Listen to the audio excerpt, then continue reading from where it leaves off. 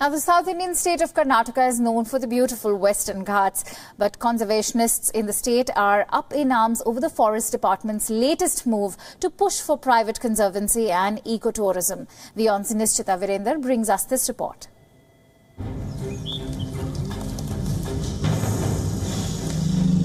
An idea inspired by private wildlife reserves in South Africa has kick-started a debate in the South Indian state of Karnataka. The bone of contention in the draft Karnataka Private Conservancy Rules 2018, which states that individuals or consortium owning up to 100 acres adjoining protected areas can form private wildlife conservancy, and 5% of the total area can be utilized for construction of resorts, hotels, homestays or tourism activity. We just feel that it's a way of just acquiring land or encroaching upon land, or an entry into the forest from the people who will be next to the forest. And if anybody is such an animal lover or wildlife lover, they could have a forest. Why have construction over there? The Forest Department, however, is confident that private conservancies will help bridge the fragmented forest areas of the state and provide for a corridor for animals to move. Because this is voluntary. It may not happen immediately. Even if we tomorrow open up the rules, it will not so easily happen, because first of all they have to convert their private agriculture land into private forests. They have to declare it as private forest.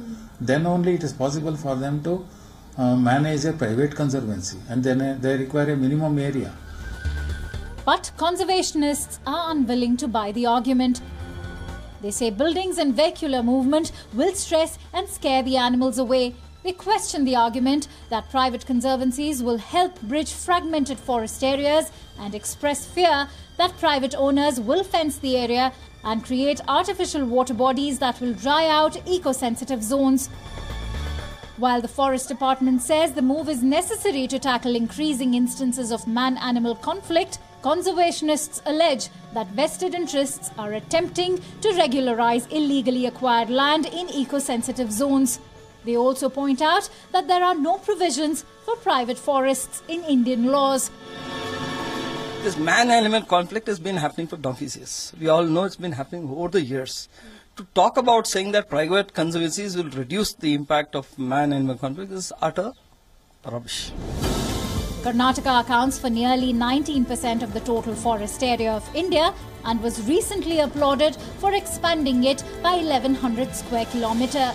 However, problems around maintenance, protection and preventing encroachments persist. Now this shift in focus to private forest areas has upset environmentalists.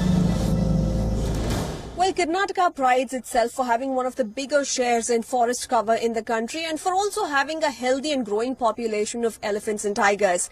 But today the Karnataka Forest Department has come under fire from conservationists for attempting to benefit a handful few in the name of ecotourism by attempting to legalize private conservancy, which could in turn harm the wildlife of the state. Conservationists have even threatened to approach the court if the Forest Department does not stop in its tracks with its plans of private conservancy. In Bengaluru, with video journalist Taraka Rampogiri, Nishchita Virendra, WION.